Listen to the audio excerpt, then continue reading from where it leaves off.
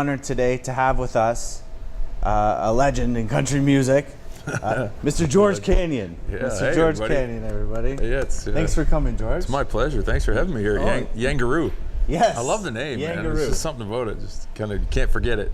Yeah, that's probably one of the points of it, I think. I think so. Something that stands out, you know. It's like my email. I made it as simple as I could so I'd never forget it. Yes. Still forget passwords. But Yes. it's a pleasure to be here. Too many Thanks for having me. This is great. Yeah, I appreciate you being here. So there's a new album out recently. Yeah, Southside of Heaven dropped May 25th, so just last Friday there. So just last Friday, so this is the first week. This is the first week, and it's going so surprisingly well. I'm really blown away, and get the greatest fans in the world, so it helps a lot. Good. So it's going well so far. Yeah, it shocked me to be. We had #1 album in the country charts when it came out day one, and I still still shocked by it all. Mm-hmm. Well, still shocked by it all, even after 28 years. 28 years, Yeah. and Yeah. let's see if I can remember this all. This might be tough. Multiple Juno Awards, Yeah, ECMA Awards, CCMA Awards. That's for my team. A SOCAN Award. I celebrate my team with all the awards. I'm so blessed to get to make music. It's all part of it. It is. I have the easy job. The team around me, unbelievable. Mm-hmm. Yeah. Well, I'm sure they probably, have some more, have some more positive things to say about your influence in that. Maybe role as some well, days. Some of them. Some days not so much. Some do. Yeah. Okay, well, I anyway, might not be that easy to work with sometimes. Yeah, those are great accomplishments. We're very blessed. It's 28-year career. I've had 18, 19 records now, 12 like contemporary country records, Mm-hmm. and I just I'm very grateful, to have the fans we have at home in Canada. My wife and I live in Canada, raised our kids in Canada. I'm just really honored to get to be able to have this career and, be at home in Canada. It means a lot to me. I was always told, like 28 years ago, I'd have to leave my own country to have a career, and I just always thought that was kind of wrong. Why is that? Yeah. Yeah. So I was very blessed to have this. I'm speaking like my career is over. I'm very blessed to have this career not over. Right. Yeah. You proved it can be done.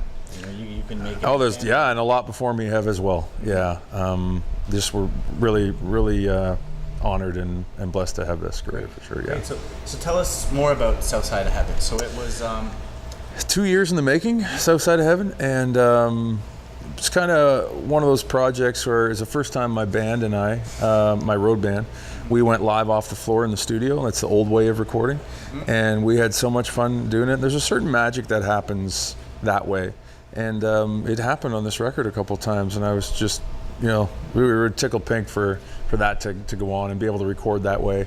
And then picking songs and writing songs for it, we wanted to have a wee bit of a 90s vibe. I really miss 90s country, and because I cut my teeth on it, playing so many bars. And so we kind of not thematically followed that idea, but we had that idea in the back of our head. more the feel and the sound. Kind of the vibe in some of the songs. And then there's a big song on there, and my buddy Bruce Guthrow, it was his hit back in the late 90s, Falling, which I still think is one of the best written and performed songs in Canada of all time. And I wanted to recut that song for a long time. And this record gave me that opportunity. And then Bruce was kind enough to jump on and guest as a vocalist on the song. So that's a very special song for me. It took a long time to get through in the studio doing the vocals, because I kept getting choked up. And every time I'd sing it. But then a Tim Hortons commercial choked me up. So, sure, this is what happens. Right, but you got through it anyway. I did, yeah. In the end, you just kind of, bite your tongue a few times and get through. I have not really been able to get through it properly live yet. I still get choked up in the last refrain of the song. But yeah, it must be tough, but I really like it. I like the sound and the feel of the live off the floor recording. Yeah, it works. Yeah, and I especially like your rendition of the late great Stompin' Tom Connor's hockey song. Well, the hockey song, hockey is a huge part of my life. Some people know I just finished my 4th season with the Calgary Flames as the anthem singer. I'm still waiting for them to put me in goal, but I am the 9th string, so it's a lot of goalies have to go down before I go in. Yeah. And it's such a big honor being a part of the organization, and so hockey, I play twice a week still. It's an important part of my life, always has been. When they asked me if I would be a part of the 50th anniversary Stompin' Tom record, I was really choked up. I mean, that's a big honor, and to be asked to do the hockey song, and that to me was and will always be Canada's second national anthem, you know. And then they said, you know, Ole Red Dot, my label, said, why don't we put this on the new record? And I thought, that's a great idea, so we got it on there. Yeah, I like it. It sounds great. It Thanks. sounds awesome. Yeah, let's go back to the early days when you were an emerging country artist coming out of Nova Scotia. A long time ago. Was there a defining moment, something that happened when, you know, it really clicked, when you thought that, you know, I can make a career out of this? Sort of. I was basically going to university at St. FX, and was in a musical, Camelot. And this local band came and saw me. I had no idea. And then they approached me and said, hey, we saw you doing this musical. Would you audition for our band? And I'm like, oh, sure, that'd be fun during university. I was taking my pre-med. I was on my way to med school. And so I auditioned, and I don't know what it was, because I played music my whole life. There was just this innate burning in my stomach that I needed to do this. So we went out on the road that summer. And I'll never forget calling my dad, God rest his soul, and saying, Dad, I think I'm going to take a year off. I'm not going to go to med school. I'm going to take a year and just go on the road with this band. And Dad going, oh, that's a bad idea. And but we did, and the rest is, as they say, history. 28 years later. This is history, right? Yeah. So we at Yangaroo and DMDS, we work with a lot of, you know, emerging artists, country artists, of course, especially. Who are, you know, trying to make their way, make a career out of it, you know, get on radio for the first time. Yeah. You know, I understand you've done some mentoring of young artists? I mean, I always give advice where I can, just because I made so many mistakes, and you know, I've a lot of regrets musically, that I wish I would have done this or not done this. And there's three things I always say. The first is faith, the second is persistence, and the third is patience. And those three things I basically had to really, really work at.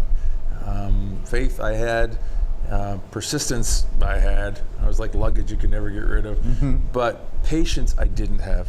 And even to this day, there's still, you know, the older you get, you learn patience. But as an artist, it's a hard thing to learn, because it's your heart, it's your soul, it's who you are, and so you want it to happen so bad, and it's not happening fast enough. And I remember all those years ago, just, you know, pushing, and just instead of being me, you know, writing and recording me, not trying to chase what the hot thing was at the time, and just being patient. And it's so easily said, and it's hard to do, but it is something that has paid off leaps and bounds for what it's worth, to have that patience, so you don't make mistakes. Because I've made a lot of mistakes in the business because I didn't have patience. And so you jump, you do this, you do that. And that's basically some of the biggest advice I give to young artists, and make music for you, like make it for who you are. Don't try to be an artist you're not, because the fans will see right through that. That sounds like great advice. Faith, persistence, and patience. Yeah. Yes, and is it important for you know, young artists to understand that, you know, success won't necessarily happen in a straight line, that there'll be peaks and valleys? Very important. In fact, I always thought, I'm being very honest now, I always thought once I got a record deal, that means I made it. Yeah. And what I quickly realized is, when I did achieve that goal and get a record deal after all those years, I had to work 10 times harder, and was like, whoa, okay, this is interesting. And so what you think is the be-all end goal is actually not. And now what I've learned after all these years, the end goal is to create music that A, moves you, B, moves your fans, and C, creates a legacy, so that 50, 60, 75 years from now, someone's covering your song and saying, oh, this is an old George Canyon song from 50 years ago. That legacy means a lot, like being able to leave that. And so Johnny Cash, prime example, I'm a huge Johnny Cash fan. Ring of Fire, one of the shows I played at, there was a 6-year-old and her great grandma, so 92 and 6, in the front row, singing Ring of Fire back to me, And both know every all the word. words. Yeah. And I just, that really hit me hard, and I went, wow, if I'm so blessed to have a song someday that people all those years from now will... They can transcend generations. Yeah, that's right? just... Yeah, that Oh would be man, that's amazing. just amazing music. So Charity work has always been an important part of what you do. I wish I could do what more. You focus but on. So you are a spokesperson for the Canadian Juvenile Diabetes Research Foundation. JDRF, yeah. Yeah. Proudly so. As a type 1 diabetic. I've been type 1 for 33 years, 34, going on 34. And when I was 14 and I was diagnosed, no one stood up and said, you know, they were a celebrity and they had type 1 diabetes. That just didn't happen. And I didn't have anybody to look to. So I knew if I ever had a platform, I would use it. And the good Lord gave me a platform many years ago. And so for about 15 years now, we've been working with type 1 diabetic kids and their families, and really trying to get the message across. If you control your disease, you live your dreams. And it's type 1 diabetes, not type 2. And I say that because I've talked to type 1 diabetic kids who are literally in tears because they're teased because, you know, their friends are saying, well, why don't you just go on a diet and exercise and don't eat all that junk, and then you wouldn't be diabetic. And it's completely different, right? Our pancreas doesn't make insulin, so if we don't take insulin, you know, and it's so important that we get the word out, the huge difference between type 1 diabetes and type 2 diabetes. Right. But working with those kids fills me up, man. I tell you, they're amazing. I've been a pilot for 13 years now. I was told when I was 14 I would never, ever, because I wanted to be in the Air Force. I was told I'd never be in the Air Force and I would never fly airplanes. Would that be the same case today? No, I'm a pilot legally. Yeah, right. I go take airplanes and fly them around. No, I'm legally a pilot. I've been a pilot for 13 years. We're working with Transport Canada currently.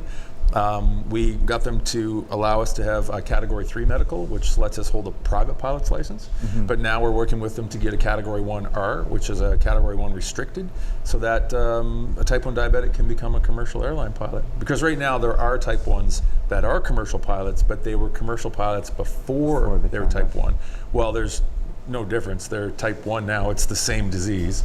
And so we're working with Transport diligently with Minister Marc Garneau and his offices to get this worked in. So these kids, if they want to be a commercial airline pilot, they're there. If they want to be a teacher, they're there. A doctor, lawyer, police officer, anything they want to do in life. They control their disease, they live their dreams, and that's the most important part.